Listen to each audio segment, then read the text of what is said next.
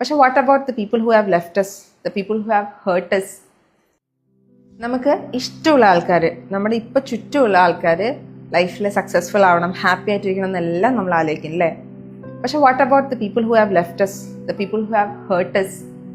അവർ നന്നായിട്ടിരിക്കണം എന്ന് ആലോചിക്കണമെങ്കിൽ, അങ്ങനത്തെ ഒരു സ്റ്റേറ്റ് ഓഫ് മൈൻഡിൽ എത്തണമെങ്കിൽ ഇറ്റ് റിക്വയർസ് ഗ്രേസ്, റൈറ്റ്? സ്വന്തം ലൈഫിൽ ഹാപ്പി അല്ലാത്ത ആൾക്കാർ ഒരിക്കലും ഒരു കാലത്തും മറ്റുള്ളവർ ഹാപ്പി ആണെന്ന് വിചാരിക്കില്ല.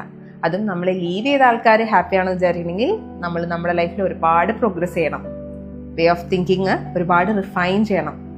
If you ever think bad or if you think worse about people who have left you, make sure where you are at life എന്നുള്ളത്.